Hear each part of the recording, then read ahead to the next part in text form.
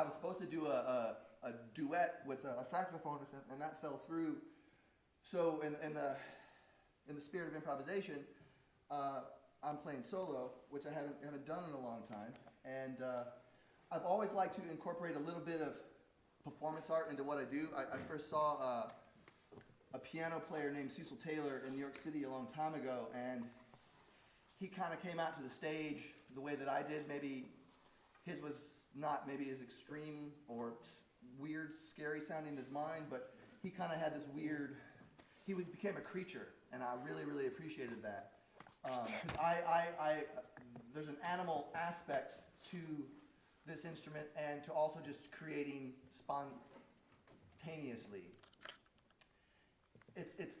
We're all improvisers. We do it every day. We just don't realize it. So I'm trying to convey a lot of different things, you know, as much social commentary as musical commentary. I try to create some themes and play off of them, and I kind of also just let myself go and play in a way that's kind of like more akin to just gesticulation or gesturing, that sort of thing, to try to bring a physicality to what I'm doing. Okay, so the reason I bring all this stuff up is these are things that I think about when I'm improvising, and the thing that I realize from a lot of folks when they ask about improvisation is a lot of people are not really sure of what their options are when they sit down to play an instrument and want to create some music with it by themselves, because anything can be musical. This chair, this floor, if you listen first. One of the first things you want to do is you want to be able to fall in love with the sound. You know, a lot of people will sit down and go, oh, that's C on a piano, and they think nothing more of that. But if you stop and you listen, and you take your time, and you play it again, and you listen, you start to see there's a lot of other things going on. It's not just the note C, okay? And the more that your ears can get in tune and more detailed on that level, the more information you can pull out of things that you listen to, and the more ideas that you have to work from. So, I didn't know how I was going to start this thing. Making animal sounds behind a screen is one way to get people's attention, right? So I did that, you know. It's no big, I mean, I just did that, you know. And I like doing that.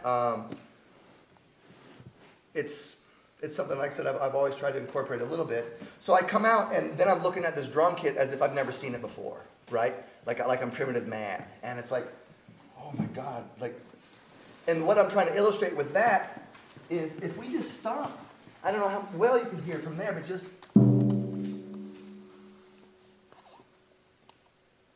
it just now stopped ringing, right? There's a lot of tone just in this one instrument here.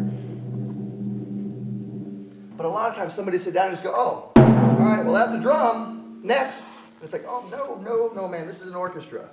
That's an orchestra, this is an orchestra. This is like many orchestras that kind of gets grouped together into one instrument. If you start to approach it that way, all of a sudden you start to realize there's a lot more here than meets the eye. So with me kind of doing my little shtick here, like this kind of thing is like, whoa, what is this thing? I'm trying to get tuned into it. I'm listening, you know, and so I'm kind of mimicking that to you guys, or whatever I was doing, miming or whatever I was doing. But now all of a sudden there's like a little arpeggio there.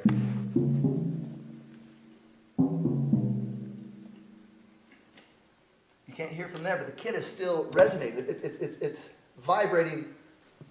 It's empathizing with itself. Sympathizing, empathizing. It probably does both. Know what I mean? But you only start to notice things on this level when you take your time, and that's one of the first points about improvisation. I was talking about this with Ryan the other day. How do we start? What do we do when we pick up an instrument? Play one note. And just listen to it, you know?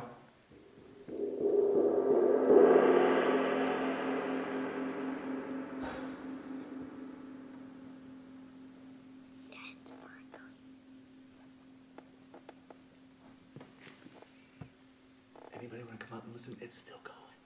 And there's a lot of bass. There's a lot of low end, like super bass, that happens when a cymbal's decaying, when it comes down like that. But you never know that kind of stuff unless you take the time to do it, right? So a lot of people just sit down and they start to just play their instrument. Whenever younger folks are improvising, one of the things that I see that's very common is people trying to do too much too soon, right? And I'm definitely guilty of that. But one thing that I try to do, this was a bit more manic, for sure. I was going all over the place, and because free improvisation is kind of, it's a genre as much as it is like a description in a way, okay? It's not related to any specific style of music. It's really dependent on the performer. So, rock musicians improvise. That's not necessarily free improvisation. That's within the parameters that are set about with some sort of groove, tempo. There might be some chord changes, that kind of thing. Free improvisation can borrow from that stuff, but also can be completely devoid of all of that. It doesn't have to contain anything that is nameable.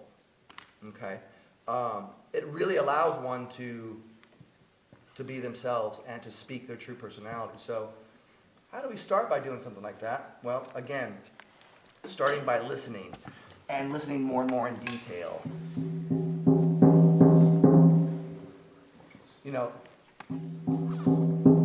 There's a number of little overtones going on in that drum there. It's not in perfect tune. And that little bit of darkness in there, like it adds. But again, if we just hit it and we don't take the time to listen, we never realize how much information that we can actually derive from something. Yes, Steve? Most of us that aren't percussionists think melodically for improvisation. How do you think? Do you think melodically at all, or? Absolutely, yeah. Now, a lot of times too, it's about timbre and texture. As far as that kind of brings up something I want to talk about, as far as like what kind of options do we have when we sit down at our instrument? Okay, well, you can play loudly, you can play quietly, you can play one note, you can play many notes, right?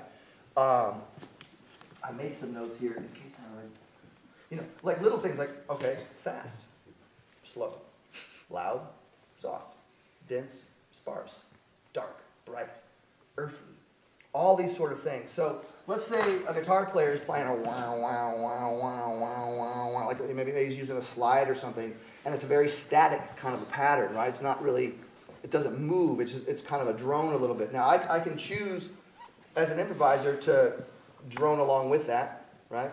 Or I could choose to play very sharp and staccato and poke holes through that drone, right? Or I could choose to play, if the drone is of one timbre, I could choose to play a like-minded timbre, or I could choose to play something quite opposite of that, We have all of these choices when we sit down to make music. And the more aware of these options and choices that we have, the more that we can use them to make spontaneous compositions, to make improvisation. And again, going back to what I said before, one of the best ways to start doing that is just to take one note, one idea, one drum, one cymbal, one thing with your voice. Take one note with the voice. How many different how many different inflections can I impose upon that? How many different sort of textures can I get out of my vocal cords while retaining that note? All of these sort of options, getting more and more details. That mixed with lots and lots of listening. When people are like free improvising musicians are drawing from classical music, 20th century classical music, they're drawing from jazz, free jazz, they're drawing from world music, they're drawing from noise music, electronic music, electroacoustic, like all of this stuff kind of goes into a blender. And it gets filtered through one's personality and then comes out in a spontaneous, sometimes compositional way. this doesn't have to be composition, you know? It could be like, what I just did was maybe compositional in some ways, you know, there was little motifs and stuff, but I never stayed on anything for too long this time. It was a bit erratic. So it was more about physical communication also, because I'm so close to you guys as well, like transmitting energy in other ways besides just through the notes, you know, through the gesture of it as well, through the physicality of it. And that's why I like kind of doing this little weird gargoyle creature thing, because that's kind of how I feel when I play this instrument sometimes. I just, you know, you kind of go into like this primitive zone. Yeah, so if we, you know, like for example, I came out and I had the bandanas and stuff on the drums, so everything sounds muted in the beginning. If I take them off, you hear more tone. All of a sudden, like, there's growth there. Simple little things that we can do to make something evolve and grow, right? I was playing with mallets, right? And then I switched to sticks. There's a timbral and a textural change there. And there's also, there's a different kind of force. The mallets are very warm, the sticks are a bit harder. It gives one a different feeling. It'd be like a guitarist if you're playing all palm muted stuff for a while and it's very tight and percolating, and you want to start to make a transition to it being more open without it being just like a quick edit. You can start to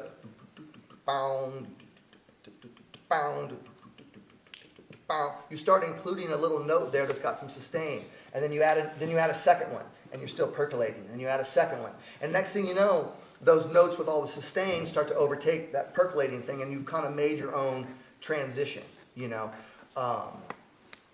It's little devices like this, like, again, knowing what kind of options we have, and a lot of that comes from listening to all kinds of music and having a really wide palette to draw from. You know, in a free improvisation, I may incorporate aspects of like rock improvisation, and I might incorporate aspects of jazz improvisation, and I may incorporate aspects of like noise improvisation. Yes, Steve? Again, do you think theatrically? Absolutely, yeah. Because again, you know, for me, just because, you know, part of it is, you know, part of it probably comes from just insecurity or something. Like, you know, I need to make a statement when I come out here. You know, I don't want to just go out and, okay, thanks for coming, and I'm going to sit down and play the drums. Like, I've seen that too many times. I'd rather make a little spectacle out of it, whether I make a fool of myself or not. You know, that doesn't really matter. As you were starting to play the drum, do you think of beginning, a middle, and an end? I mean, not of what you're doing, but you think theatrically of, do you think of those as people? Sometimes, I mean, I kind of think of this, you know, no, I don't know if I think of them as people. I definitely think about it in a theatrical sense, and in a melodic sense. Like, you know, this kind of playing for me started in a way when I was 15 or 16. I had my first real band. We were playing full time, more or less full time, and we toured a lot. We made records, and then that band broke up, and I was not playing with anybody for a little while. And so I had this practice space, and I was like, well, I want to make music. I've just got drums. Okay, well, make music with the drums. And I started thinking about it in that way more and more, and trying to think of motifs and utilizing repetition to establish those motifs. And that's the one thing, too, in improvisation that I experienced with a lot of younger improvisers is, again, people don't take their time as much, and so they try to force ideas from one to another. And what I found through recording myself a bunch and analyzing what I was doing, that if I sat on an idea long enough, things would start to evolve a bit more naturally instead of me forcing it. And I realized that my improvisations became a lot more enjoyable to listen to when I kind of let things evolve a bit more naturally, instead of like, okay, because that's the one thing, you know, a band to have something going, and then somebody instigates some change out of nowhere that sometimes can work. It's not to say you can't do that, but sometimes it's a completely different character, and if the rest of the band's not ready for that, all of a sudden that momentum that got built up, you lose, you know. So being able to be patient and to listen more deeply can really help in creating improvisation. And you know, you should try, you know, limiting yourself. Take one instrument, take one string, take one drum, whatever it might be, and see what you can do with just that. Yes? Yeah, yes. For those of us who are not musicians, how much of improv is actually technique versus just doing your own thing? That's a really, really good question. In the world of free improvisation, the guys that are at the top of it are virtuosic, okay? But there are also people that come from a DIY punk rock background, where it's like, get this fucking thing on, whatever. You know what I mean? And it's like, you just do it, right? And the best stuff integrates both of those elements. There's a German saxophonist, Peter Brotzmann, who is amazing and technically virtuosic, but also very violent when he plays the instrument. And in order to achieve that level of violence, there's got to be a lot of technique involved as well, but there's also got to be that I'm just going to fucking do this as well, you know? And today was more just me being more sloppy punk rock, blah, blah, blah, just Jackson Pollock, throw it on the canvas, and because I don't know, that's how it came out. Other times I can be a bit more technical and it can sound a bit more refined, you know? Ideally, there's a balance of both. Yeah. Yes, Joe. First of all, thank you, it was awesome. Can you talk to our students a little bit about, like, as you were playing, you said it wasn't compositional, it definitely was improvised, it was awesome, but there was clearly like a form that was evolving. Can you talk about your, like, how are you feeling it on a macro level and then on a micro level? So you were clearly making decisions and move this here, but then there was a nice macro level form that came out of it. Did that just evolve, or are you moving back and forth between those two? Yeah, I think I do move in between those two, where I kind of zoom in and I'm kind of into the minutia of what I'm doing, and then I'm also almost more on a subconscious level, zooming out and looking at it on the more macro level, and trying to think of it as an overall kind of arc.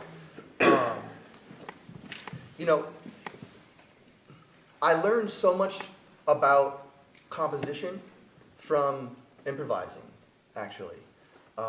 Again, because there's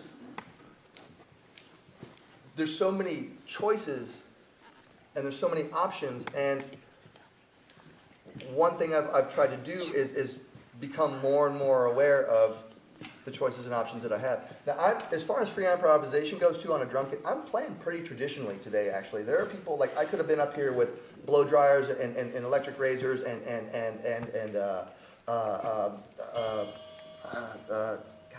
Bows? tape measure, you know, bows, like all kinds of things, right? Like scrapers, like I play with combs and brushes and, you know, that sort of thing. People use all kinds of implements, right, to get sounds out of their instrument. And that's one of the things too about free improvisation that is kind of characteristic of it as more of a genre in a way, is that people trying to get as many sounds as they can out of the instrument that is kind of non-traditional, you know.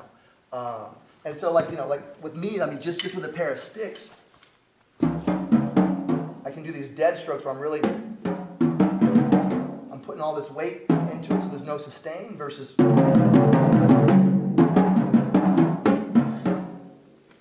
know, it's like one guy's talking and the other guy's underwater. And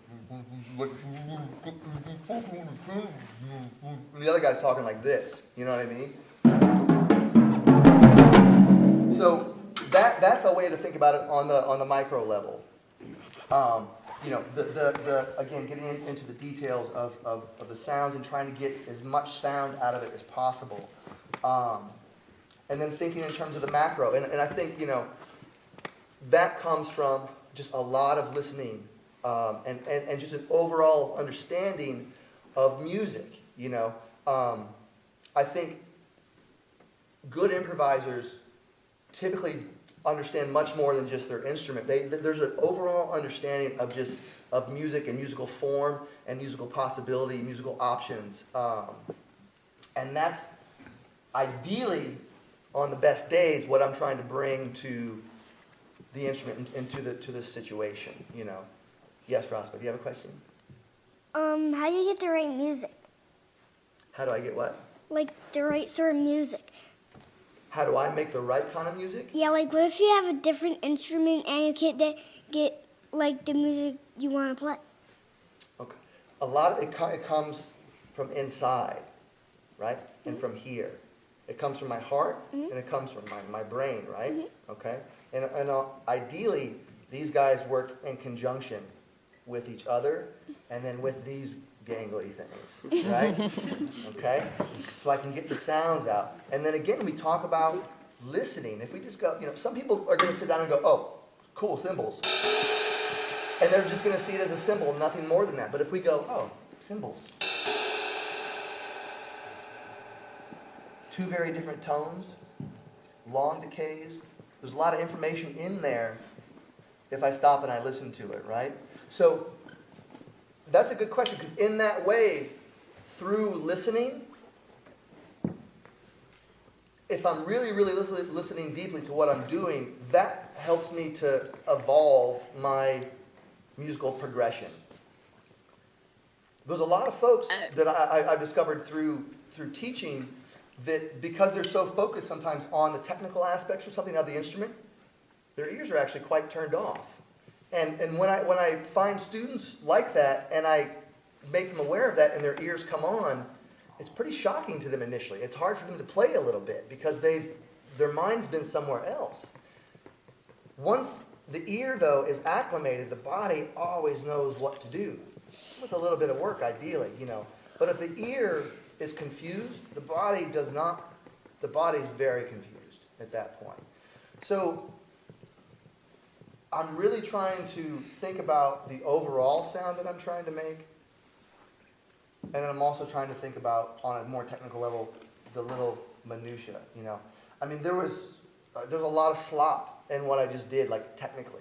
I mean, there was, you know, I know that. But it's also, like I'm throwing paint at the canvas, too. And I'm trying to do something a bit more primitive, you know, and evoke something in a way that's kind of spiritual, you know.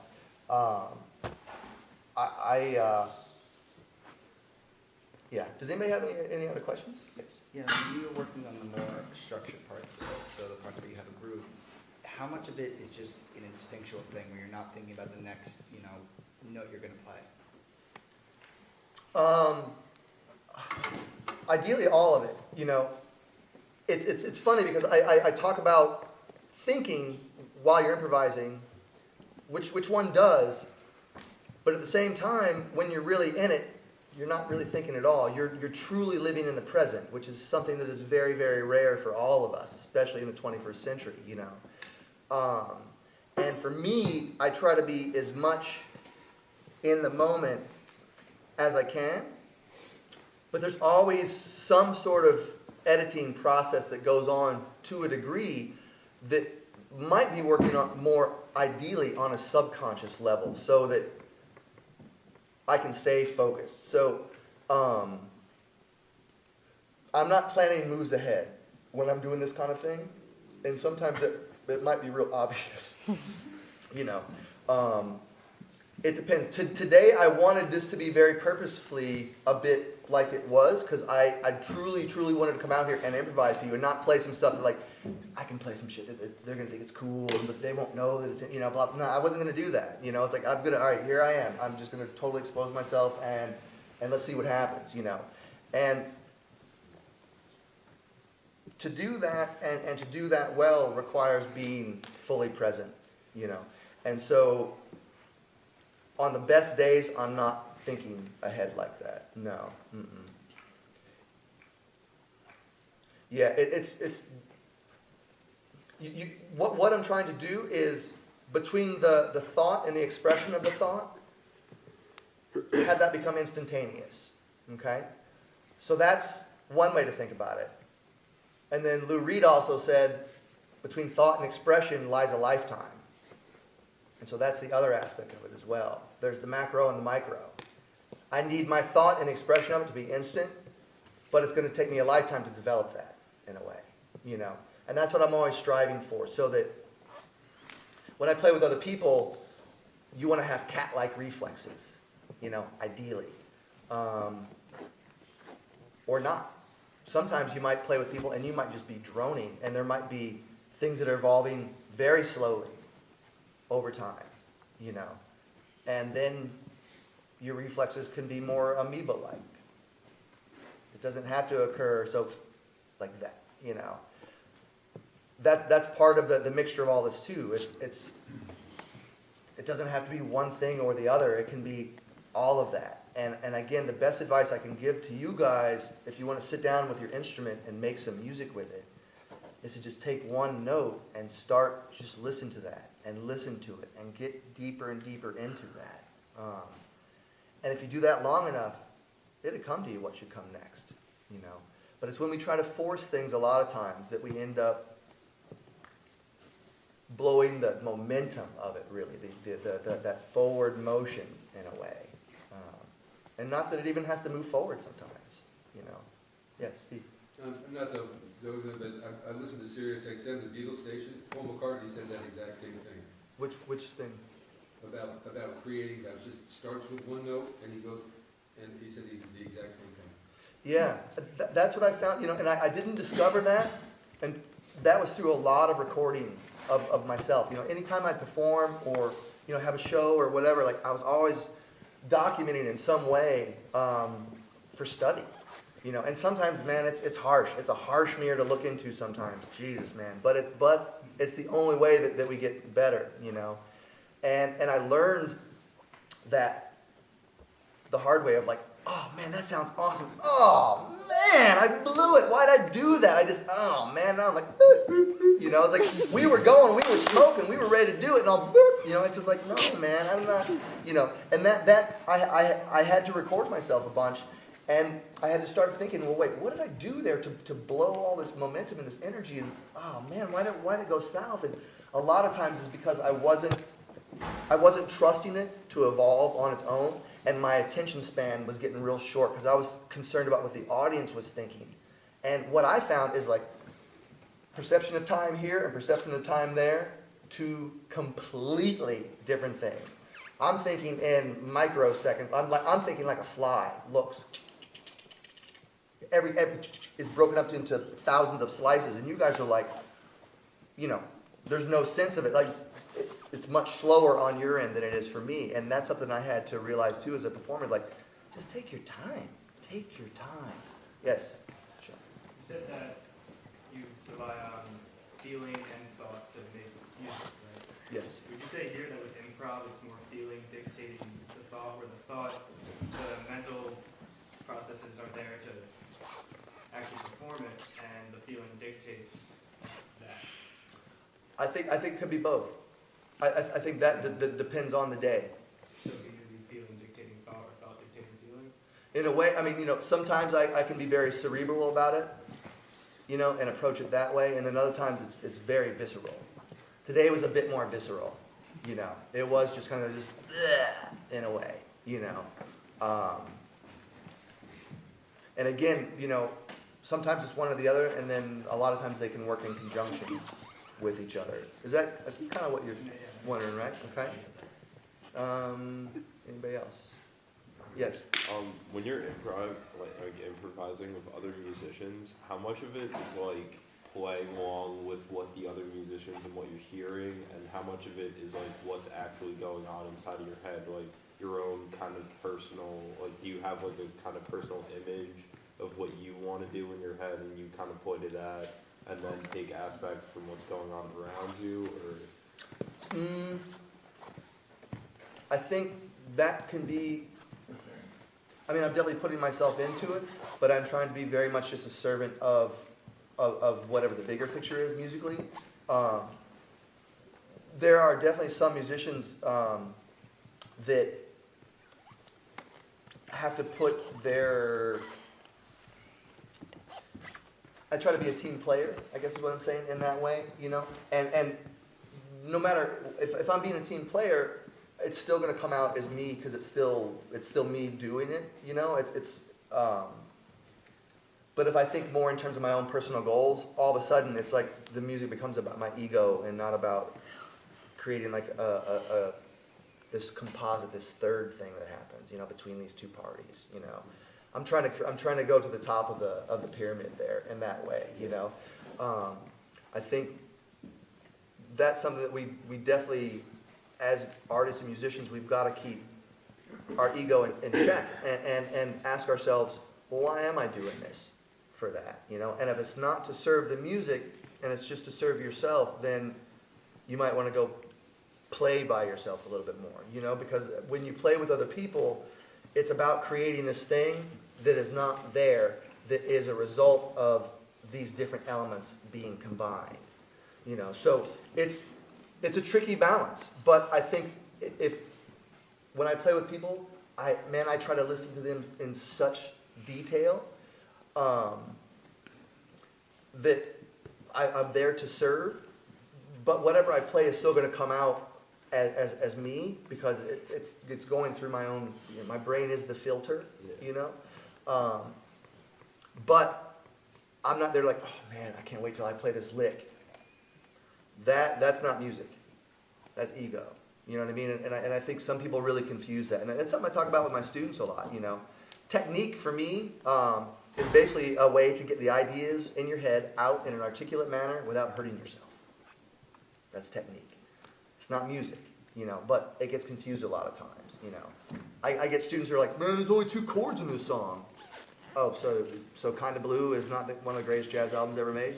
Modal music is, you know what I mean? It's, Velvet Underground was not one of the most important bands of, you know what I mean? It's like people make these statements in such a way that like complexity equals good, you know? And that's, again, the ego being served, you know?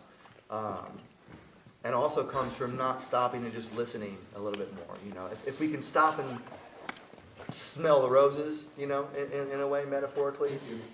Thank you, Steve. We can make, I think, a lot better music. Are we about out of time? I have no idea what time it is. Okay. 3:54. If you guys gotta go. You know. We're all improvising, right? I mean, you're not gonna offend me. Is it 4? 3:54. 3:54. Okay. Are there any other questions? Yes, Brad. Can you make like a certain like type of like instrument play like other music that's not supposed to play? Yes, that's a really, really good question. You want to know if basically if you can take an instrument and play it in a non-traditional manner and have it make music that it's not supposed to make. And that's a really big part of what I'm trying to do on this instrument. Like again, today it was a pretty traditional approach to playing this in a free improvisational setting. But a lot of people take an instrument and they try to get as many non-traditional sounds out of it so that the palette of the instrument has been expanded overall, you know. Yeah, that's a big part of free improvisation is to really push the envelope on the traditional sounds that an instrument makes and really trying to expand that palette. Yes? One of the things you were mentioning, especially when you're talking about like reflexes, like acting out your thoughts when you're playing and when you're not actually there, like everybody has that days, but like what do you do if you're improvising and you just feel out of it? Like maybe your ego takes hold or you're thinking about the audience too much. Like how do you get back on track? Mm-hmm. That's a good question as well.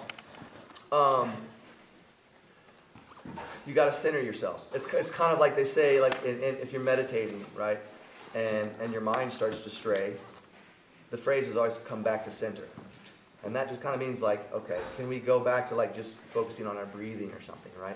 Let's get back to focusing on something simple. So if the mind's all over the place, right, try to stop and make sure that you're actually really listening to, because sometimes when our minds get really preoccupied, we kind of stop listening, you know.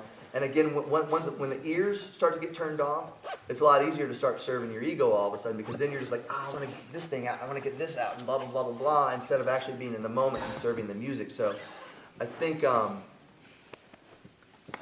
if you can go back and simplify something and just go, you know, if you can ask yourself that question, wait, am I even listening to what's going on right now?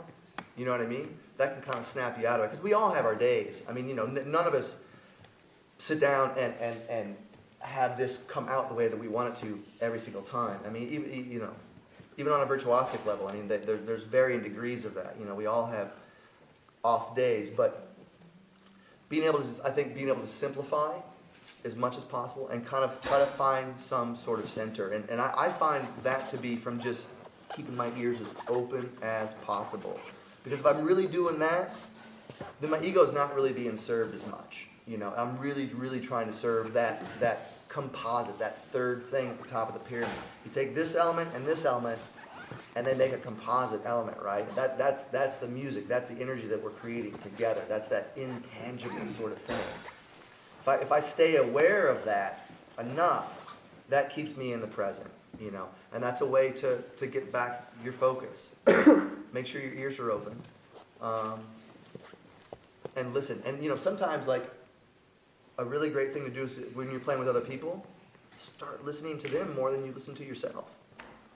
Change the focus a little bit, so that your actions really are serving what they're doing, If we're only thinking about ourselves, then we have a tendency to only serve ourselves in that way. But if we can start just being aware of the other musicians and the music going on, then we got our focus. We got our focus in the right place, Yeah. Yeah, just kind of expand on that though, like, one playing with other musicians, would you say you're kind of playing through them in a way? Like playing your instrument through what they're doing? Absolutely, yeah, because they're giving my instrument context. Yeah. Absolutely. If I'm going to play with someone, I want to play with them. I want to communicate. I want to make this third thing. That other element. Yeah. Anybody else? Thank you guys so much. Yes, Christine. I think a good place to start is remind yourself of what you were like when you were 2.5 or 3. Because the way music is taught now is this or this or this. And the same way in schools, English is taught this and this and this. But people speak their own words. They have all these thoughts and reactions and whatever. But still, they're improvising whenever they speak. Yes. And that's not encouraged in music, being taught. And if you can bring yourself back and start your own language when you were 2.5 or 3, I think that's the best place to start.